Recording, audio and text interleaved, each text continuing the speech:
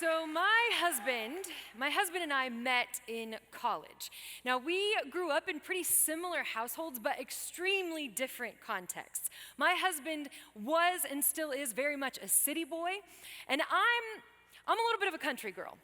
And so I will never forget, nor will I let him forget, the first time that I took him home to meet my family. So we left one weekend from college and we went to my grandparents' farm because this is where all of my family would gather. My mom and my brother would be there, my aunts, uncles, and cousins would be there. Everybody came out to my grandparents' farm to celebrate anything and everything.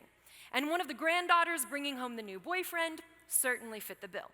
So we arrive in my tiny town of 600 people.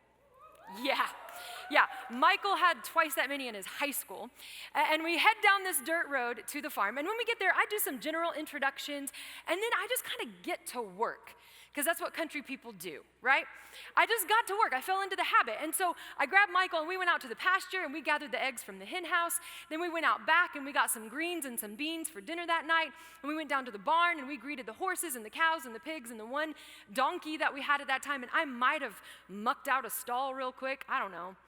But if you know, you know. Then came supper that night. And it was chaotic, like it always was. There were people eating inside. There were people eating outside. Kids running in and out of the house with the screen door slamming behind them. Man, I loved the sound of that screen door. I can still hear it, you know? That screen door meant that I was home. And when you're home, it's a party. So I was loving every minute of being there.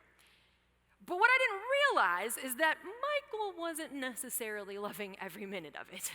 He wasn't hating it, but he was feeling really overwhelmed. And so a couple days later, we're on our way back to college, and I finally get to ask him the question that I've been dying to ask for 2 whole days. Well, what'd you think? And Michael just stared straight ahead out the windshield and said something like,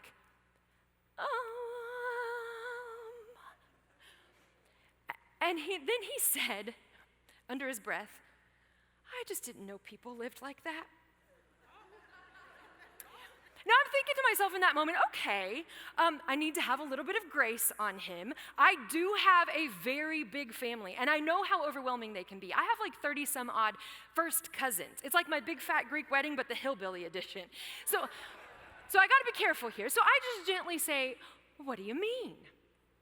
And this is what he says. There was just a lot of dirt. And I feel like everything we ate was deep fried. And also everything we ate was either from your barn or your yard.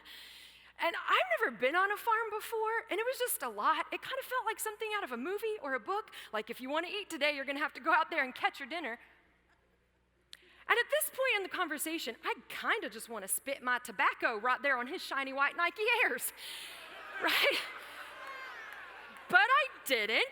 I took a deep breath, and I continued the conversation, and I just tried to discover what was he really feeling. And it turns out Michael wasn't disgusted by farm life, not totally. It's just he was just processing in that moment just how differently we had been raised. Now, at this point in our relationship, we knew about a lot of our differences. He was a little more introverted. I was more extroverted. He prefers the beach. I like the mountains. He was raised in the hood. I was raised on the farm. We knew all that. But now it was really starting to hit home.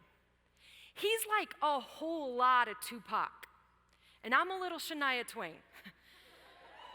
He worked at a car wash in the summer, and I hauled hay. I drank my milk straight from the cow, and homeboy over here is lactose intolerant. For real. So in that moment, as he's processing all that he's experienced, he realized, and I realized, that if we really loved each other, we were going to have to work really hard at understanding each other. Now, we're 18 years into our marriage now. And so, thank you. Thanks. I appreciate that. Man, y'all are going to make me cry again. So we're 18 years into our marriage, and sometimes an old farm saying will still just kind of come out of me. And he will look at me like I'm speaking a different language. But instead of just walking on by thinking there's no way he's going to understand what I'm talking about, he takes time to figure out what I mean. That's what love does. And so tonight, we're going to have to put that same kind of work into figuring out what Jesus is talking about in John chapter 10. So if you've got your Bibles, go ahead and open those up if you would. Now, if you have read anything at all out of any of the Gospels, this is Matthew, Mark, Luke, or John, chances are you have probably come across a parable or a metaphor or an analogy that Jesus used in teaching, and you have probably had one of these moments of confusion. Like 1 minute, Jesus is talking about seeds over here. Next thing you know, he's talking about fish over there. Now he's talking about sheep again. And you might feel like if you're a city kid, good luck, right? But even if you're a country kid, we're talking about farming 2,000 years ago. So tonight, before you think, I get the basic gist, or you think you never will, let's just pause and take a moment and lean into this conversation about a shepherd and his sheep. And let's just see if we can figure out what Jesus is actually trying to tell us tonight. Can I ask you to stand for the reading of Scripture? We're going to start in John 10, verse 1. Here we go. Very truly, I tell you, Pharisees, anyone who does not enter the sheep pen by the gate, but climbs in by some other way, is a thief and a robber. The one who enters by the gate is the shepherd of the sheep. The gatekeeper opens the gate for him, and the sheep listen to his voice. He calls his own sheep by name and leads them out. And when he has brought out all of his own, he goes ahead of them, and his sheep follow him because they know his voice. But they will never follow a stranger. In fact, they will run away from him because they do not recognize a stranger's voice. Now, Jesus was using this figure of speech, but the Pharisees did not understand what he was telling them. So see, they didn't get it either. You're good. Verse 7, therefore Jesus said again, very truly I tell you, I am the gate for the sheep. All who have come before me are thieves and robbers, but the sheep have not listened to them. I am the gate. Whoever enters through me will be saved. They will come in and go out and find pasture. The thief comes only to steal and kill and destroy, but I have come that they may have life and have it to the full. I am the good shepherd. The good shepherd lays down his life for the sheep. The hired hand is not the shepherd and does not own the sheep. And so when he sees the wolf coming, he abandons the sheep and runs away. And then the wolf attacks the flock and scatters it. The man runs away because he's a hired hand and he cares nothing for the sheep. But I am the good shepherd. I know my sheep and my sheep know me, just as the Father knows me and I know the Father, and I lay down my life for the sheep. And I have other sheep that are not of this sheep pen, and I must bring them in also. They will listen to my voice, and there will be one flock and one shepherd. And the reason my Father loves me is that I lay down my life only to take it up again. No one takes it from me, but I lay it down of my own accord. And I have the authority to lay it down, and I have the authority to pick it back up again. This command I received from my Father. You can be seated. Now here's the deal. A lot of times when we hear sermons or lessons from Scripture like this one, a lot of times we hear them about the sheep. You've probably heard ones like this before, ones that are talking about how dumb sheep are. Have you guys heard this? I mean, they're not wrong. Like a quick Google search will tell you that sheep habitually fall off the side of cliffs if their shepherd doesn't stop them from doing so, okay? Sheep will literally go into a pasture and eat everything in the field and just devour it until there's nothing left. And they can't figure out how to move on to a new pasture on their own, so they'll just start eating whatever is in front of them, like their own poop. Yeah, more than you ever wanted to know about sheep, right? So when I hear sermons like this, and they're comparing sheep to us as followers, I get a little offended. But then I see videos like this one, maybe. There it is.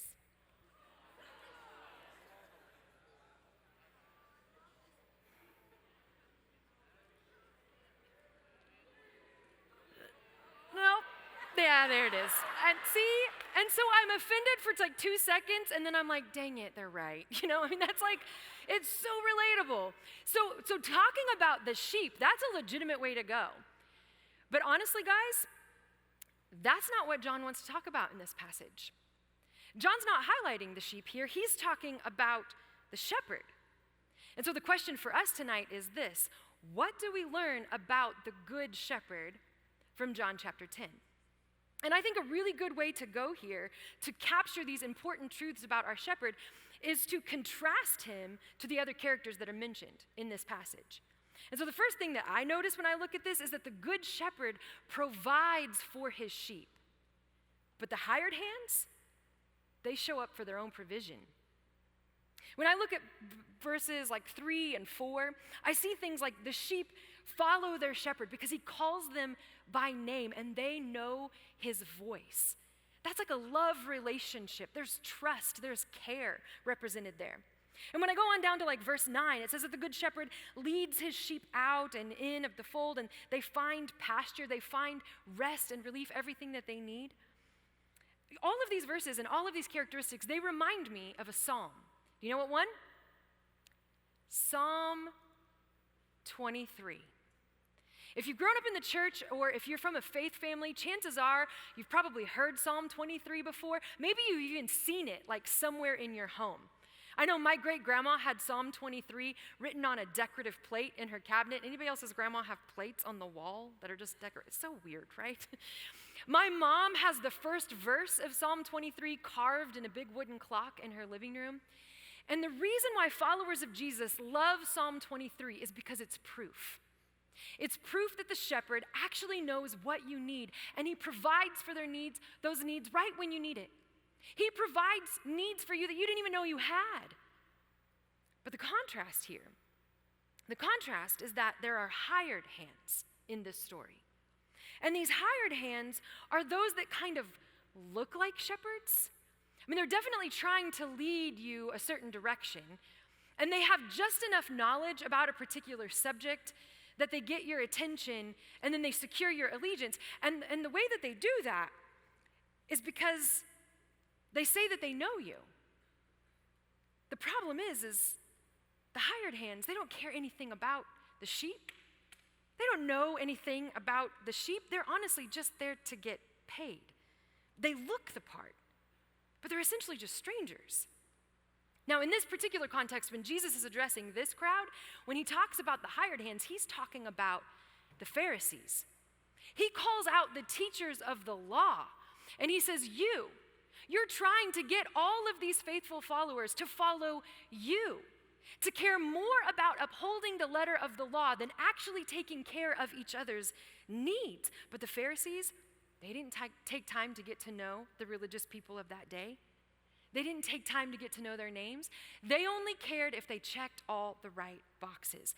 They were the hired hands. They looked the part, but they were essentially strangers. Now that's that context, but what about ours? Now, the Pharisees were pretty influential in their day, but I can't help but think about the influencers in our own. I'm thinking about people in your schools, on your teams, maybe even on your socials. People who have convinced you that they see you, that they get you, that they know you better than anybody else. People who've tried to convince you that they know what's best for you, and so you should follow them. But whereas your true shepherd, your good shepherd, knows what you need, mind, body, and soul, these false influencers are only interested in how you can meet theirs. They don't know your name. You're just a number as they watch their list of followers grow. Now, I get it. Sometimes it's difficult to decipher. Like, who's being honest? Who's truthful? Who actually cares about me? And who is here just for selfish motives? And some of you may be sitting here wondering, can I even trust Jesus to be as good as he says he is? And you know what? That is a fair question. And you're allowed to ask it. So here's what I can tell you. You can bring your questions, and you can bring your doubts, and you can bring your fears, and you can bring your anxieties to the Good Shepherd all day long. You are not going to shake him. That is not going to anger him. You know what? He'll even walk with you through your insecurities. But you just try to take your questions, try to take your doubts to some of those false influencers. And don't be surprised when they get defensive. And don't be surprised when they completely ghost you. Because truth doesn't mind being questioned, but a lie refuses to be challenged. So test it. So we can rest in the promise that the Good Shepherd provides for his sheep, but what else do we see in this passage? I think another obvious one is that the Good Shepherd protects his sheep. He protects his sheep, but again, the hired hands, they only seek their own protection. Look back at verse 12 again. Jesus says that the hired hand is not the shepherd and doesn't own the sheep. So when he sees the wolf coming, he abandons the sheep and runs away, and then the wolf attacks the flock and scatters it. This man runs away because he's a hired hand and he doesn't actually care for the sheep. But I'm the good shepherd. I know my sheep know me, just as the Father knows me, and I know the Father, and I lay down my life for the sheep. Okay, so maybe when you think about attributes of a shepherd, you don't immediately think like a mighty warrior protector, like fighting off wolves, really, the shepherd. And I think part of the reason why we think this is because, like, growing up in children's church, we would see these pictures of shepherds in our Bibles, and they just looked so frail. They were like unassuming, kind of strange, loners. I mean, even pictures that we see of Jesus holding sheep in the Bible, like he looks kind and gentle, sure, but also weak. Am I right? Not what I think of when I think of someone coming to my rescue. But that's not how Scripture tells it.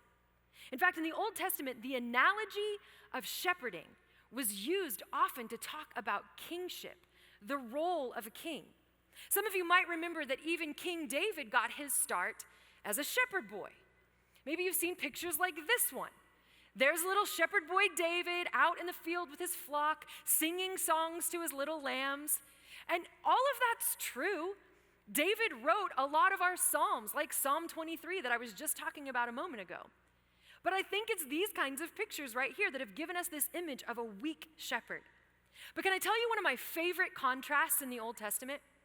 It's the contrast between King Saul, the very first king of Israel, and David, who followed him as king.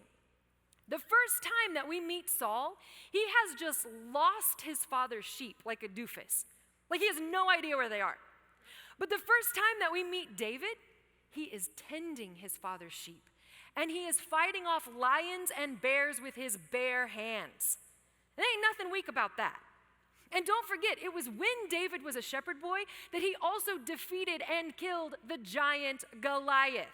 Okay? Oh yeah. That one hits a little different, okay?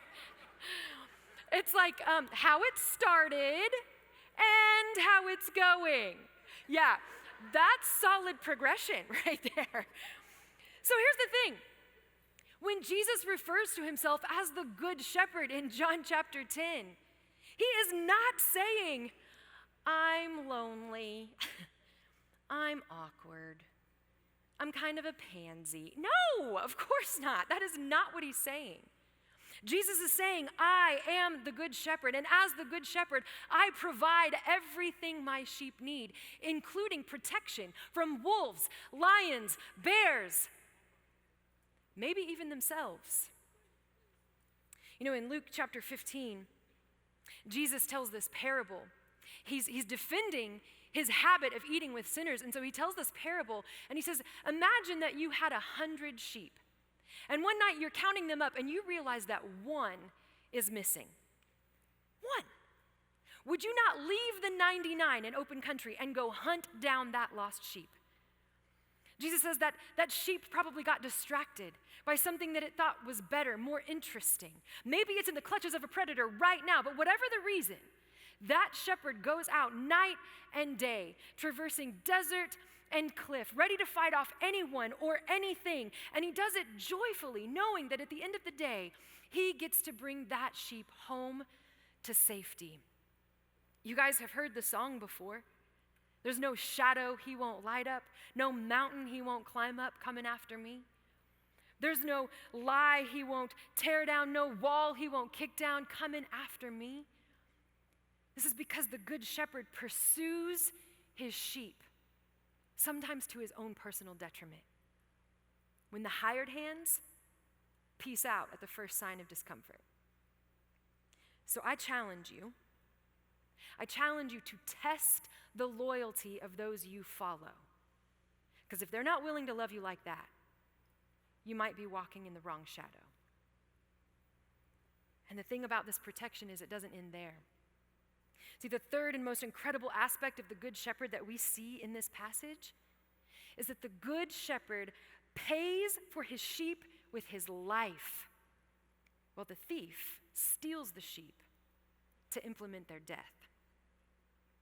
In verse 7, Jesus says, "Very truly, I tell you, I am the gate for the sheep. All who have come before me are thieves and robbers, but the sheep have not listened to them. I am the gate. Whoever enters through me will be saved. They will come in and go out and find pasture. The thief comes only to steal and kill and destroy, but I have come that they may have life and have it to the full." Now, at first glance here, it may look like Jesus has completely switched analogies on us. First, he was the shepherd. Now he's the gate. What is going on here? But here's what you have to understand about shepherding in ancient Israel. Sometimes shepherds would have to make a sheep pen out of whatever they could find. If they have their sheep out in the meadow and they're grazing and night begins to fall, they would sometimes usher their sheep up against a rock formation or maybe up against a row of brush, and then they would find limbs and rocks and they would fill in the other sides. But there was never really anything they could use for a makeshift gate, a door to the pen. And so the shepherd himself would become that door. He would physically lay down at the entrance of the pen, and every sheep would come to him as they would come in for the night. And the shepherd would call them by name, and they would hear his voice, and they would know they were safe. Now, thieves would often come in the night, and they would climb over the walls, and sometimes they would shear the wool to sell, and sometimes they would kill the sheep outright. But if a thief was dumb enough to come to the door on the night when the real shepherd was there, good luck, brother. You have to go through the shepherd if you're going to get to the sheep, because that door is everything. Inside that door is life. Outside that door is the assurance of death. And speaking of death, later on in this passage, you heard it, Jesus says that the shepherd lays down his life for his sheep. Now, I don't think that means he physically laid down on the ground. I think this means death, his death. And I know that there's some who would say that this means the shepherd was defeated. This means that the thief won. The thief not only stole the lives of the sheep, but he took down the shepherd too. But that's not how this story goes. No, verse 17, Jesus says, "The reason my Father loves me is that I lay down my life only to take it up again. No one takes it from me. I lay it down of my own accord, and I have the authority to lay it down and the authority to pick it back up again. I got that from my Father." And just a few chapters later in the Gospel of John, chapters 18 and 19, we see this all play out. Jesus is arrested. Jesus is beaten. Jesus is crucified. And some of his followers deny that they even know him. Some of his followers run away and hide. Some of them stick by his side. But you know what they all did? They all wept. They wept because they thought it was over. But we have the gift of knowing something that they didn't know. It wasn't over. Things were just getting started. Because the thief didn't steal the shepherd's life. The shepherd gave his life willingly, and the shepherd laid down his life only to take it back up again 3 days later. This is the gospel. This is the story that changes everything. This is huge. Our good shepherd is victorious. But I need you to understand something. This news, while massive, it doesn't mean that the thief is done thieving. He's still out there. He's creeping around in the shadows. He's waiting around every corner. He's working every angle in order to continue to steal and kill and destroy. In fact, the Apostle Peter, he warned Christians of this in his letter, 1 Peter chapter 5. He says, "Be alert and of sober mind. Your enemy, the devil, prowls around like a roaring lion, waiting for someone to devour." Peter says, you've got to have your head on a swivel. You've got to be ready. You have to know your shepherd's voice. It's the only way that you can withstand the devil's schemes and temptations. The lion in 1 Peter chapter 5 is real, and he's not to be trifled with. But do you know what John tells us in Revelation chapter 5? There's another lion.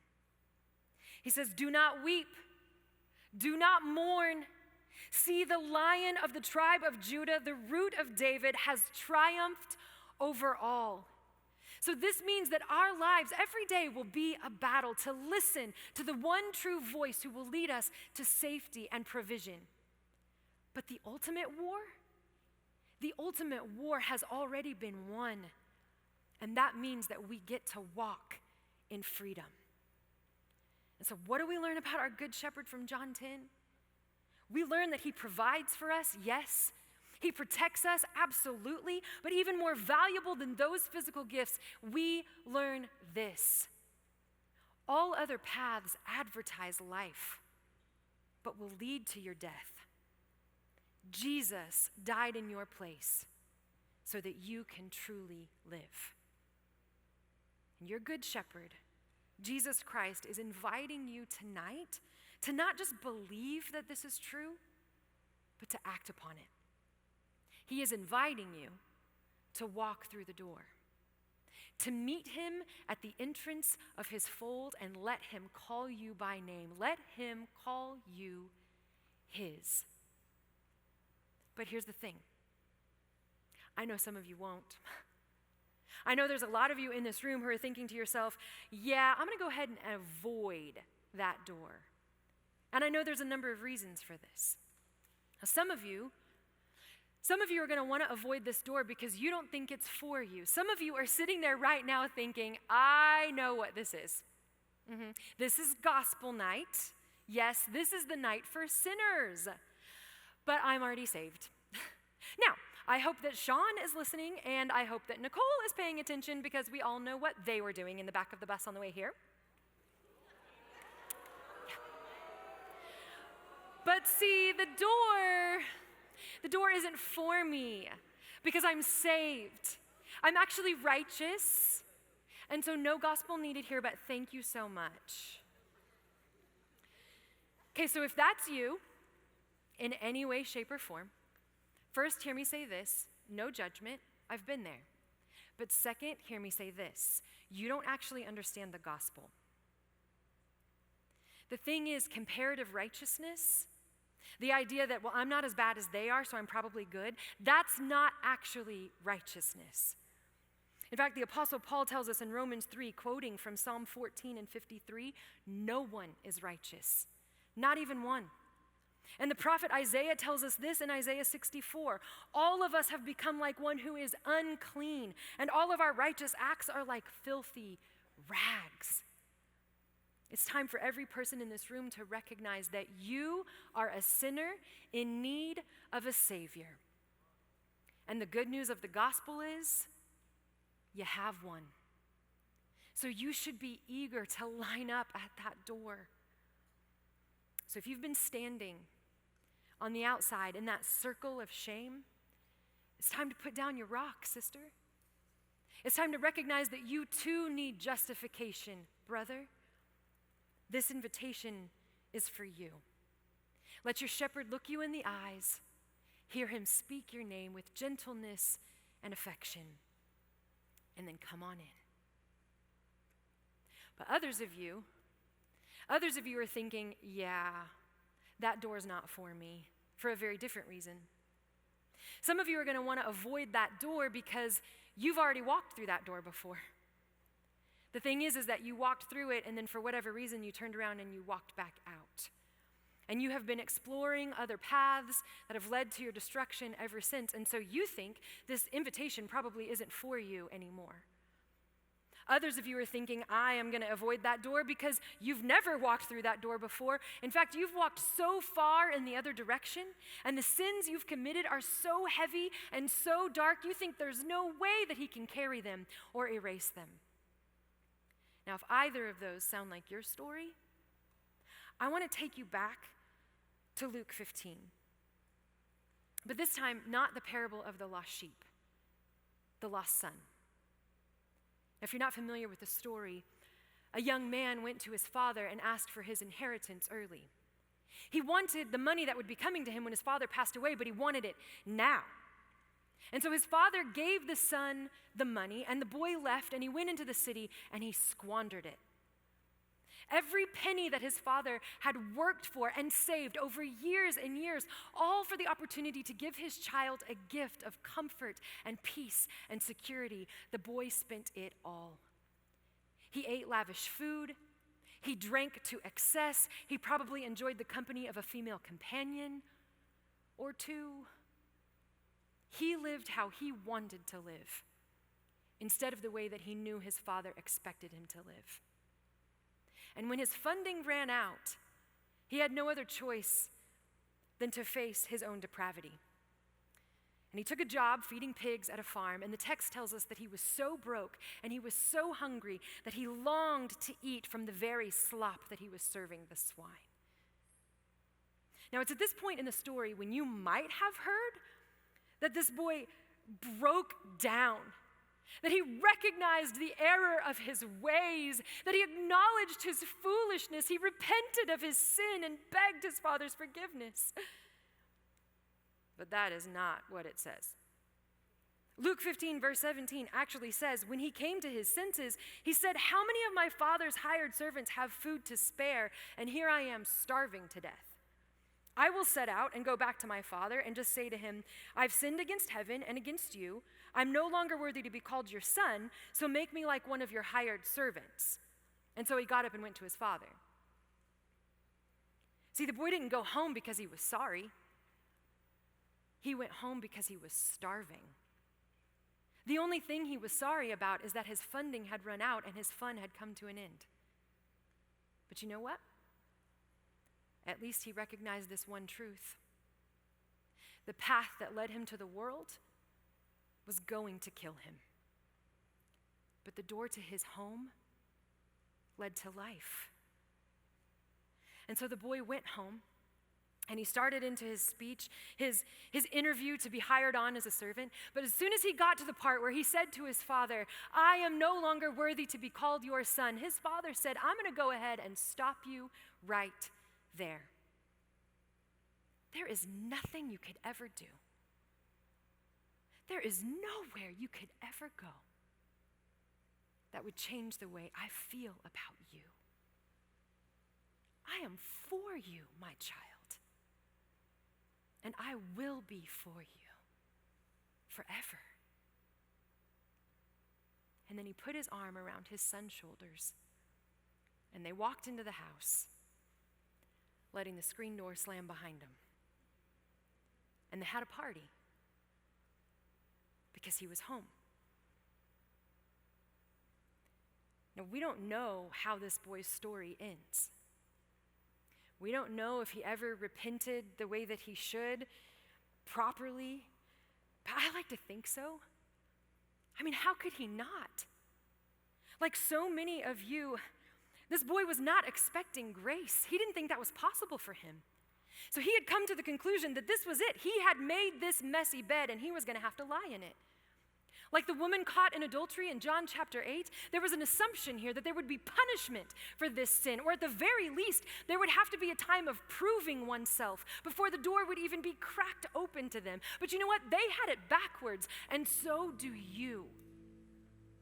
Now make no mistake, transformation is coming, but transformation comes after invitation.